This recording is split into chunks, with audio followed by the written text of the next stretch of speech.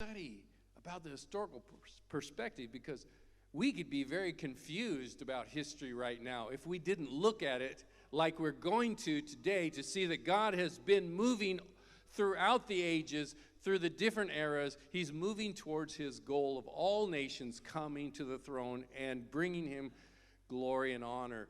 And so today's lesson is really important, and I'm excited about it. And our brother, I don't know if you know Joe Hoover. Does anybody know him? Raise your hand if you know him. Oh, you actually know him. Okay. Joe, if you would come up and lead us in that. Wonderful.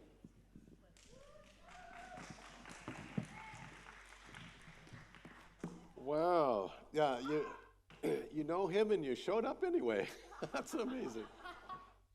I want to have a little bit of feedback. So I was excited to hear Tyler Pease yesterday, and he was giving us the biblical perspective. You know, why, what is mission for, okay? And so if you have a response, I have my spry young man over here, Danny. Look at that. This is the reason why I asked him. Uh-oh. Now the question is what was a major takeaway for you? And there could be, maybe up to 3, but what is a major takeaway that you had from the biblical perspective? And the reason why I'm asking is for a review, but the biblical perspective and the historical perspective relate to each other. So, what is a major takeaway that you had from yesterday?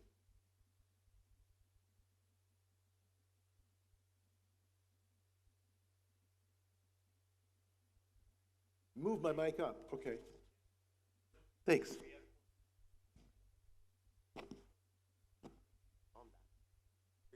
There we go.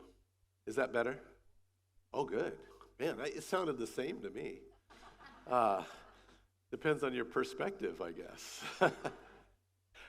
While we're waiting, how many of you have taken the perspective course?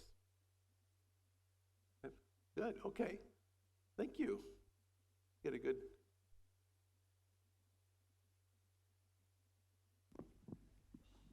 My takeaway was the difference between my perspective as human-centric and God-centric. All that, yeah.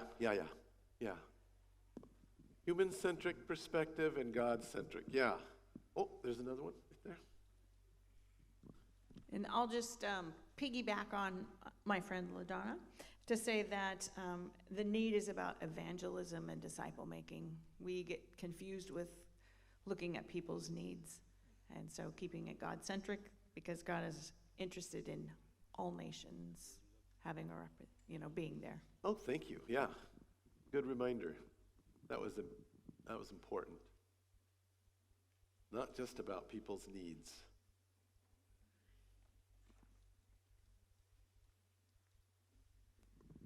I first want to say I was very impressed by the young man of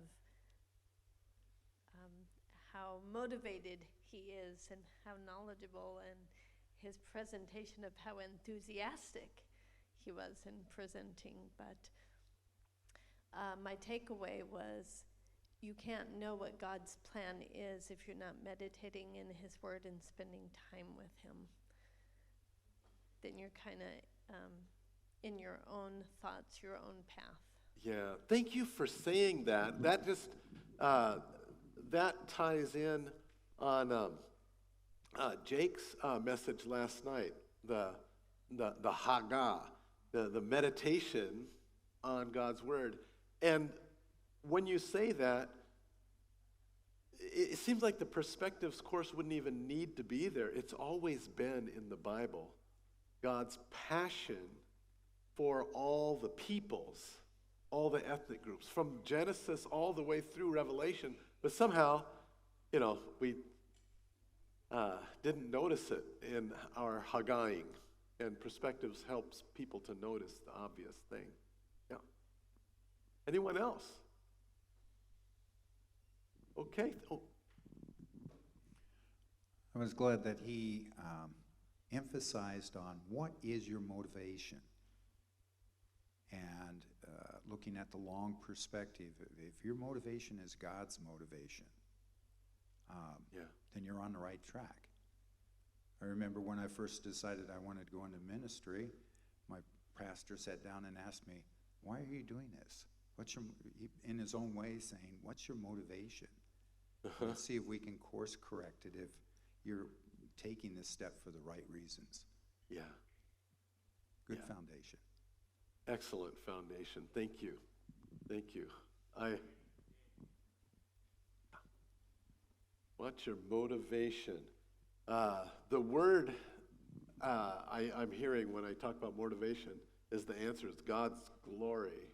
And that's packed full of, the whole Bible is just packed for what that is. Yes. I thought the conversation on perspective was a good response when people say, well, why would you go overseas to tell someone about Jesus when there's people right in your neighborhood that don't know Jesus? Yeah. And just God's perspective of, yeah, God has a heart for the whole world, and he wants every corner to hear about it. Yeah. Yeah. And the puzzle piece. So without that person that we've talked to overseas, we would be glorifying God, but not quite all the way, because there would be missing piece that he wants there. Am I agreeing with you on that one? Yeah. Thanks. Yes, there's someone else?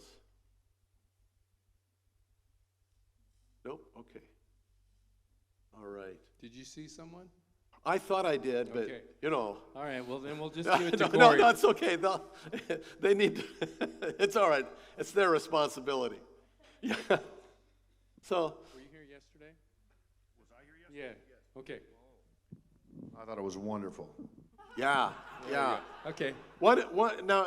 And I'll just go ahead and give my own, as if I were, sitting there. One of my big takeaways is that the purpose of missions is worship. And I love the way he explained. We Americans, feel like there might be something psychologically wrong with our Heavenly Father God because he wants to be worshipped all the time.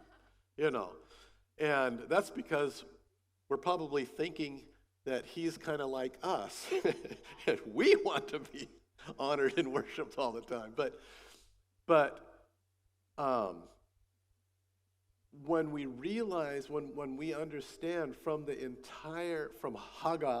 Haggaiing the scriptures, that this is what life is, his whole character, his glory, the way he is, that is what life is. There is nothing else. And so it's our glory as well as his glory with him. Otherwise, there is no existence. There's nothing else. The puzzle is incomplete, And so the motivation, as Dan was saying, is not just to please him. And we don't even have to act like we're more interested in his glory, than we are. It is life. And so, well, thank you. Now, the biblical period covers, a lot of time, some, let's just say a couple thousand years, okay?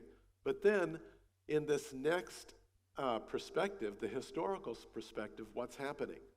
Well, the same thing is happening. God is continuing to look out for his glory, and he is continuing to do what he said he was going to do to Abraham way back in Genesis, right up from the beginning, and bless every family on earth through Abraham. Everyone would know him, and we know from the scriptures that blessing, is Jesus Christ. And so, in the historical perspective, we basically have, it's kind of like the Bible, but there's no one authoritative writing things down. There's no inspired person writing things down. But God is still working just the way he was before. And we know he was because families, people groups, ethnic groups are coming to know him that didn't know him before. If I could have the first slide up here, you'll see, any of you mathematical engineer shape types, you'll see a chart right here. World A, right here, is unevangelized non-Christians, people who have no clue. They are pagans, okay? Maybe they worship lots of gods. Another religion completely. The yellow, evangelized non-Christians. These are non-Christians who know that there is another. They know that there is a Christianity. They know that there is maybe a Jesus somewhere. They just haven't followed him yet. And then the green is evangelized Christians. People like you and me. There's a variety of spiritual maturity levels, but we're trying. We intend to know God. We intend to be his children in the way he wants. We intend to take on his character. Okay? And go ahead and keep that slide up there so that we can study it a little bit. So the one side is the world population, the percentage of the world population. And then this bottom line here is the year. And so you could see how the world is divided and at what time, how many unreached people group, how many unevangelized non-Christians there are. And if you look toward, from the late 1700s, all the way up to the top, look how small that is. A lot of that red has started to disappear. There's a lot of people who have heard about Jesus, or at least they live near someone who knows Jesus. They have an occasion, an opportunity, potentially, at some point in their life to know Jesus. That's amazing. Is there any question you want to ask about this chart? Is there some kind of curiosity? As you look at the shape of that chart, what does it make you think? Yeah.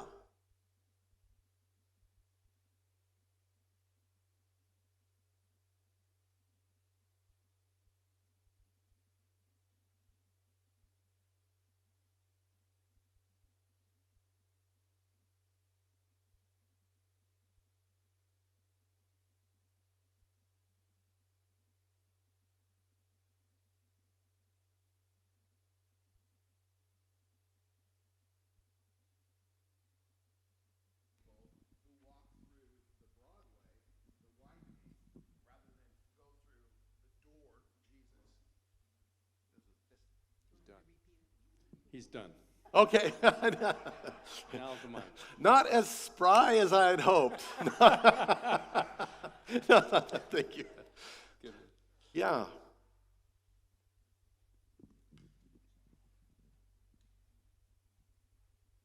So,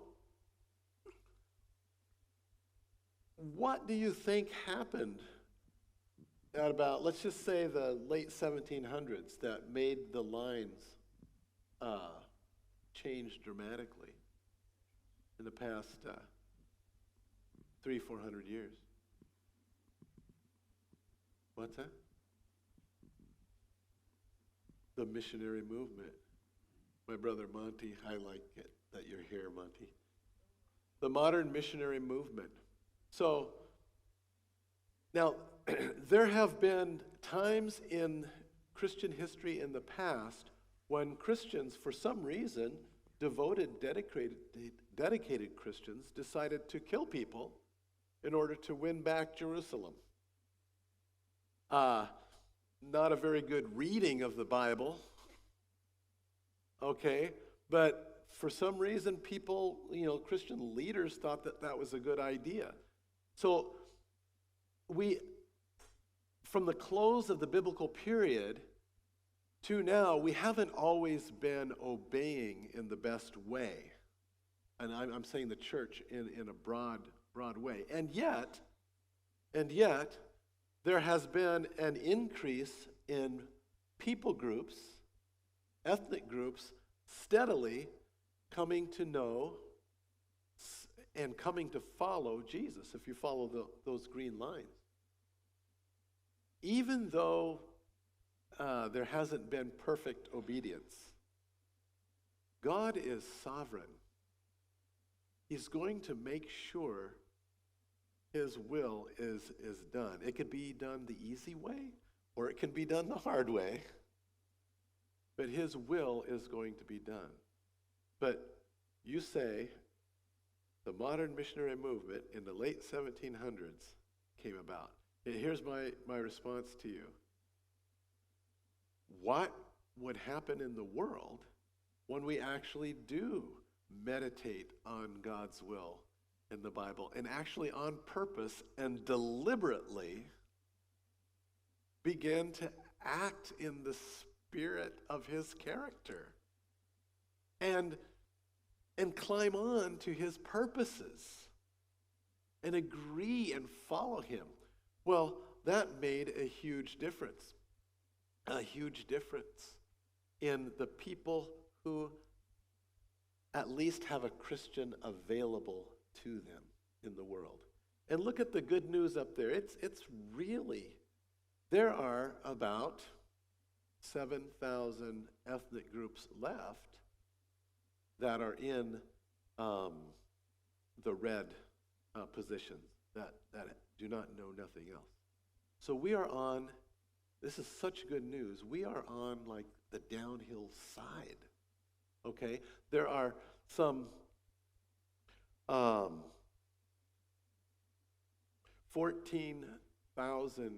17,000 people groups in the world, and we have now 7,000 left. So we've introduced to many people groups Jesus. We've started church planting movements. And now we can finish the task. That's where we're at now. We're thinking about finishing the task. Now, there are 3 eras of the modern history movement. And I want to quickly tell you about those 3 eras. The first one is called the coastal era. And if you have the next slide.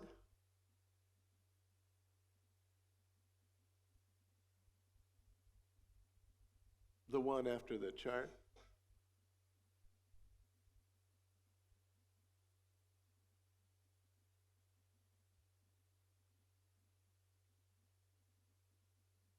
Okay. So the first era right up there is the coastlands, and started by a man from England, William Carey. And just in case you didn't already know, William Carey was a shoemaker, but he loved the Lord. And he was helping in church, preaching. And he began to wonder if it wouldn't be a good idea to actually obey the Great Commission. Not a lot of people at that time were wondering that. A lot of people in those days, Protestant people, they were kind of thinking that the Great Commission was for the apostles and not for everybody else. And so William Carey wrote a book that said, well, no, I think it is for everybody else. And he told everyone why. And a lot of people decided, he might be right.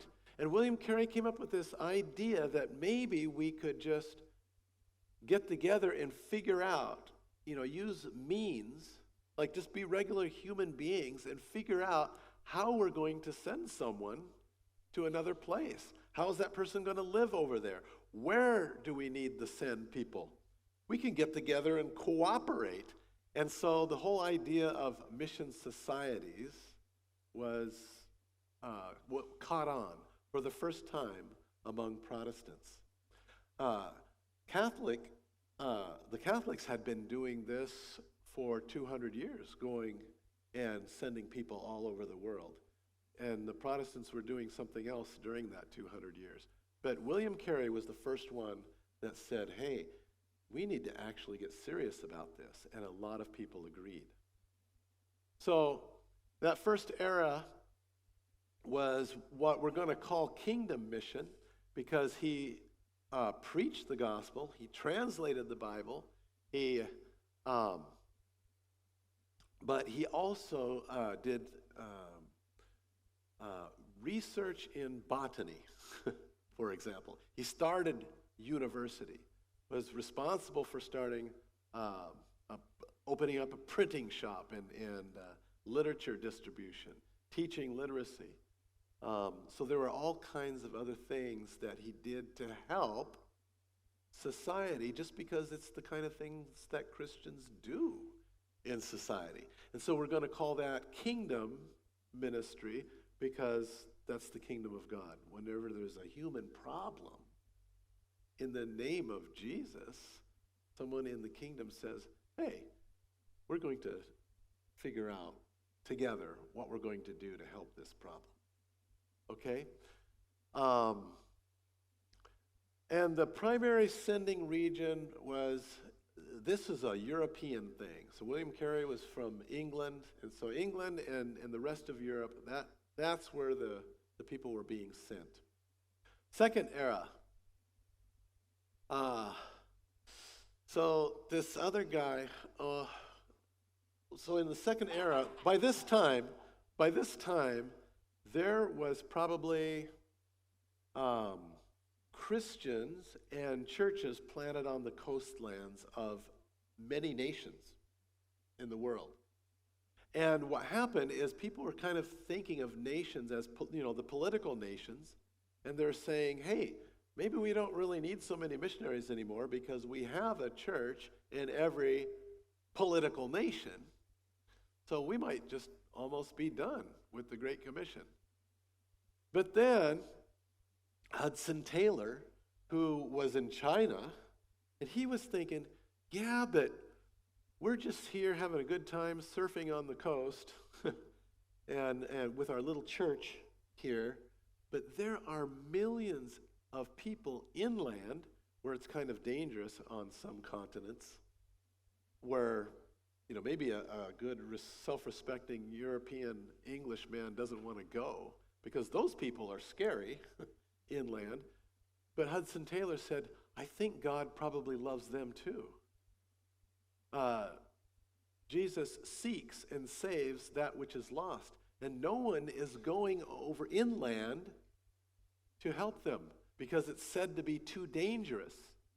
So the mission societies that had been started, they kind of thought, yeah, we can't send our people inland because it's too dangerous.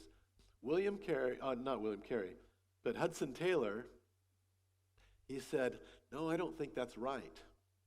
Hudson Taylor got in trouble because he started wearing his hair in the Chinese fashion. And that was not something that a good English person would do. But Hudson Taylor was kind of thinking, but I'm so distracting when I'm dressed like an Englishman. And I can't, it's distracting people from me explaining to them about Jesus. I want them to know about Jesus. And so going into the dangerous regions, dressing like a Chinese person, these are things that mission societies didn't do in those days. And so then Hudson Taylor said, we just need to start a new kind of mission society.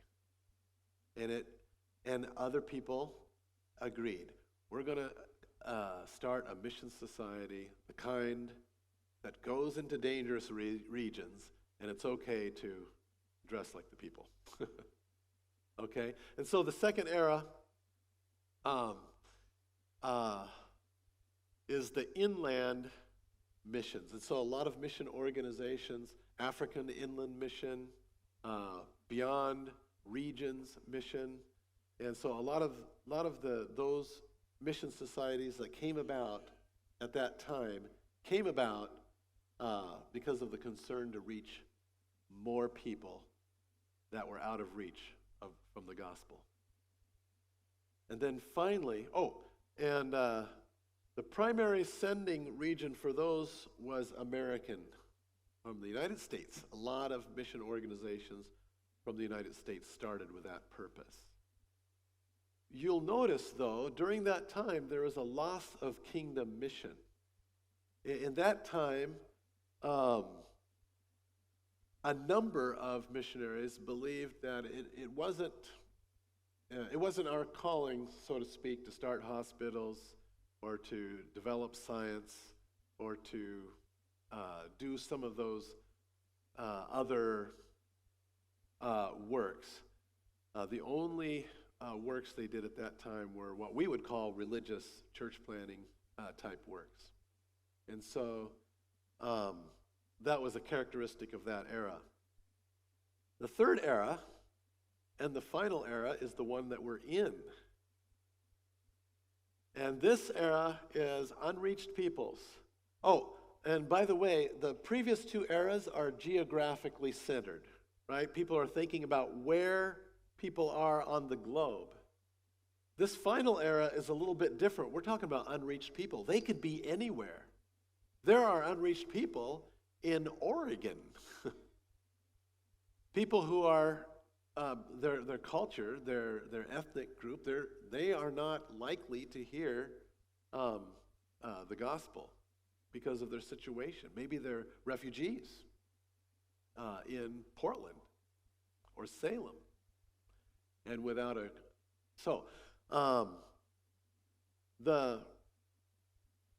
There's a recovery in this era of kingdom mission. And the people that kind of started this mission was Cameron Townsend and Donald McGavran. Cameron Townsend started an organization called Wycliffe Bible Translators. And he said he had already translated the Bible in a language of a people in Mexico. And he was thinking, my goodness, there's so many other peoples that don't have the Bible. And the Spanish Bibles aren't doing them any good. They don't speak Spanish. He noticed that people should probably learn about the gospel in their own language because people learn better in their own language. What an idea. And at the same time, Donald McGavran, I think he was here in Oregon. Is there anyone here that has heard Donald McGavran speak or seen him at all? Yes.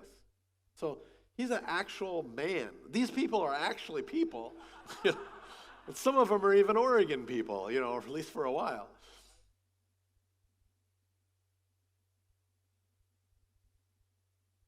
Yeah, he was at Northwest Christian College. Then at that time, Northwest Christian College, teaching missions. Well, he helped start a whole era.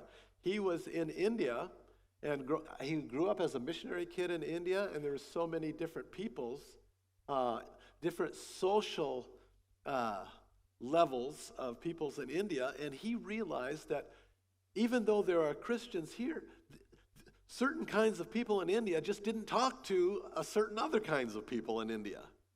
And he realized even though there's a church in this city, the gospel isn't going to get to these other people just because they never talk to each other.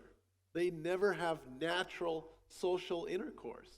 And so Donald McGavran, and the same sort of thing with William Townsend with the languages, they said, wow, there are people that are cut off from the gospel, not because of geography, but there are social or linguistic reasons why they're never going to hear. And so they started societies or movements that said, no, we have to figure out how to reach peoples who are unreached because of these social or linguistic reasons. And so Wycliffe Bible Translators was started and for that purpose. Now, see anything else? Oh, and so this era is it's not European, it's not American, it's non-Western. I mean, people are coming from everywhere and going to everywhere. it's not just Americans or Europeans who are missionaries these days. Okay? The church globally is taken over. Now, how can you respond to these eras? Where do we fit? I want to encourage you to reach out. In your congregation, I want to encourage you to make sure. My dream and prayer is for every congregation in the Northwest that is Christian church, Churches of Christ, every congregation that is influenced by Camp Wainema in the Northwest, that we would all have an engagement with unreached people. One of the 7,000 people that are outside of reach of the gospel. That's one of my steady prayers. And that movement, that idea would just swell from right here at this camp. I want to invite my friend Josh up here. We're going to have a little conversation in the last few minutes. Josh is the pastor of Dayton Christian Church. And can you pronounce correctly your last name? Because I always forget. It's Vi. It's Vi. See, I'm a French speaker, and it's spelled like V, And so I said V, but so it's Vi. Okay.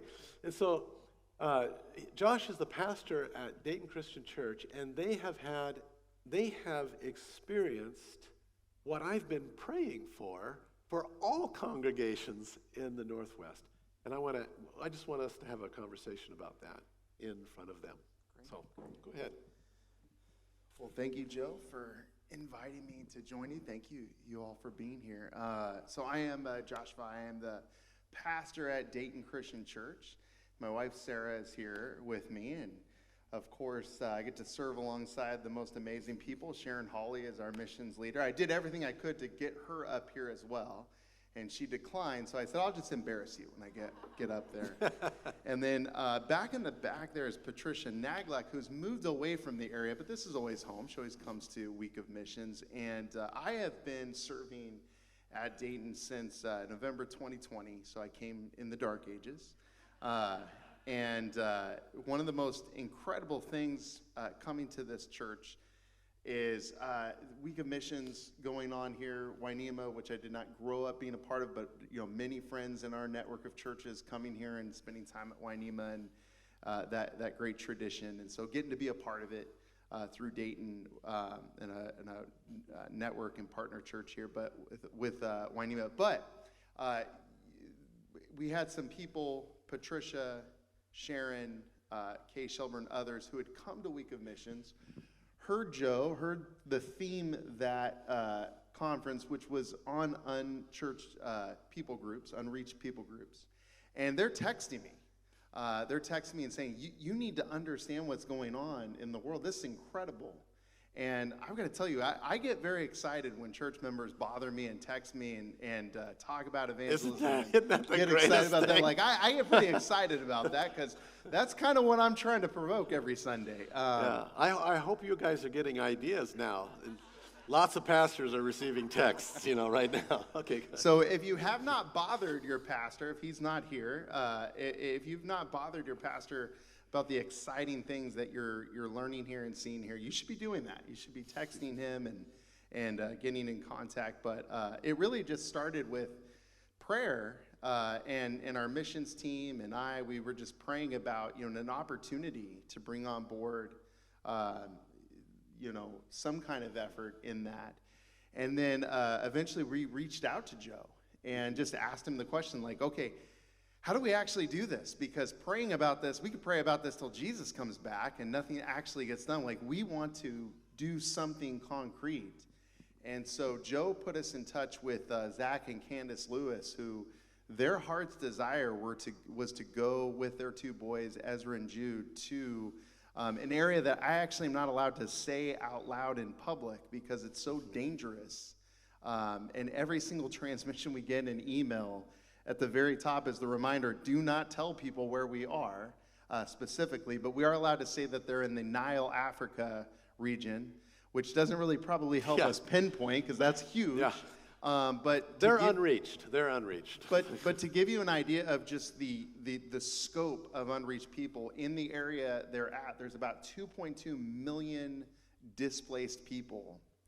Many of them from Islamic nations where they have had literally no opportunity to know the gospel. Everything since the time they were born has been put in place to prevent them from knowing who Jesus is.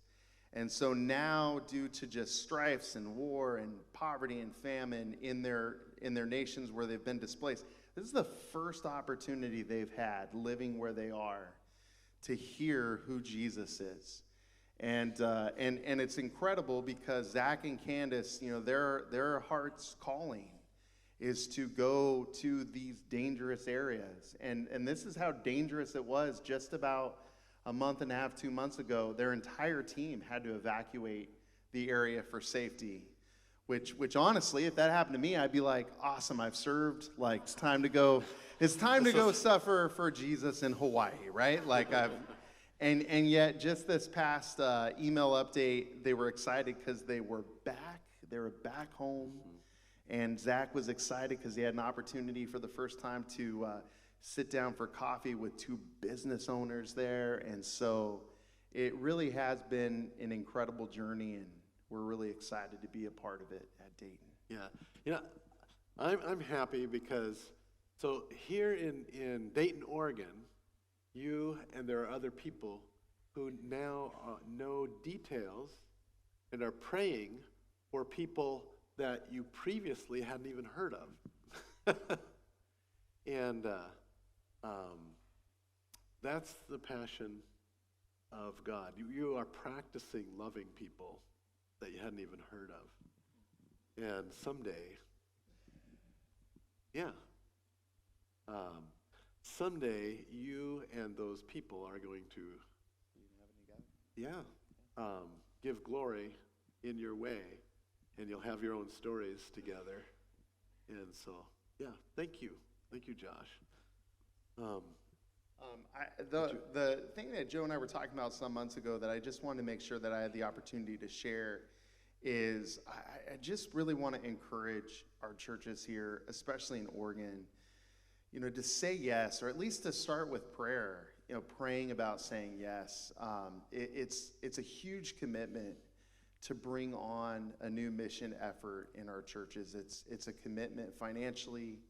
It's a commitment in terms of, we don't get the opportunity, or we don't want to say, hey, we're going to support you this month, and then that tapers off a year from now. So I understand just how important that conversation is, but it's extremely beneficial, not just for building the kingdom amongst these unreached people, but it is a huge shot in the arm evangelistically in our churches. Every single time we make an effort evangelistically somewhere for the kingdom, it puts that emphasis back on our local mission effort. And so we've seen baptisms here in Oregon and in Dayton that have come from supporting people like Zach and Candace. We have seen people come to Christ just in Oregon, hearing their story and being inspired and excited. We've seen young people now that are graduating seniors that are excited to go off to college, and they've been inspired by that mentality. And so that's kind of my first thing is, don't be afraid to say yes, because honestly, I think God is going to use this opportunity to grow your local church, and that is the most important thing. If our churches are dying here, then we're not going to be in a position to support our missionaries that are abroad. And then the other thing is, and this is kind of radical, really start praying now and then prepare to say yes to what they need. And what I mean by that is, when Zach and Candace asked us for support, they had something very specific in mind. They had a specific amount of money they were asking for. And it went against the grain of kind of how we have supported missions in Dayton in the past, which is, well, we'll kind of just divvy it up and throw this amount. And in all due respect, if that's kind of how your missions fund works, that's great. Like anything we send out is great. But I think one of the most awesome experiences was all of us talking and praying and then just saying, hey, this is what they've asked for, let's just send that. And then watching God bless that effort by growing our church financially so that we can support that in other efforts. So just kind of from the boots on the ground in Dayton, those are two things that have really impacted us, and I wanted to have the opportunity to share and maybe challenge pastors here and church leaders here, elders here, to get on board. Yeah, thank you, Josh. Appreciate you. Yeah.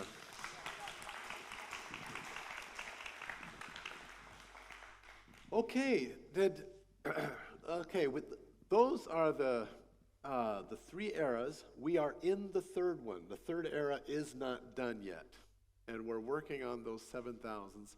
And Dayton Christian Church is one beautiful example. When Josh told me about how it was helping his congregation and how they were growing within it, that's when I said, okay, you need to come and help me. So thank you, Josh. I appreciate that. I want to close with any questions. I'm going to close, but I want to make sure that we're not misunderstood about anything. And if anyone has any questions about Dayton, if anyone has any questions about perspectives, I want to encourage you to take the perspectives course because those people are in this third era, and the third era is the final one because there are only 7,000 people groups left. It would be so cool if we can finish in our lifetime. I mean, in our lifetime, to actually finish the mission task, every ethnic group will have been reached. We'll have Christians among them. It may be a very beginning, but they had nothing before. That would really be cool. So are there any questions? Joe, I get a literature course from Wycliffe and many of the Bible translating groups where I see numbers like in 2035, we will have reached all of the unreached people groups. Is that in the ballpark? Well, I wouldn't say reached in the sense of, because when a people group is reached, it means that they don't just have one church among their people, but they have a conglomeration of churches. You know, they have churches in every geographical area where those peoples are, and leadership, and a Bible in their language, and so it's not just one church. But I think what they mean is that we're trying to get one person penetration. So there's one person that breaks the barrier and that is living there, you know, by that time. Yeah. So I don't think the task will be done quite yet, but every people group will have had someone introduced into their society that has that in mind. So, Yeah. Joe, I was wondering, what is are those 7,000 ethnic groups that have, like, no one is there, or some of them does that include where they've just started the work, or? Yeah. So the technical definition would be that some of those, there may be Christians among some of those people groups, but it's the population, their population would be less than 1% Christian, and they're unreached because they're not quite strong enough to reach the rest of their people. The goal is to make it so that in every ethnic group they have a church situation. And I'm not talking about one congregation, but a church situation that is capable of reaching the rest of the non-Christians in the group. So when that church situation happens, there's still lots of evangelism that has to take place, but it's not the cross-cultural evangelism. It's the same cultural evangelism. Was that clear? Okay. Yeah. All right.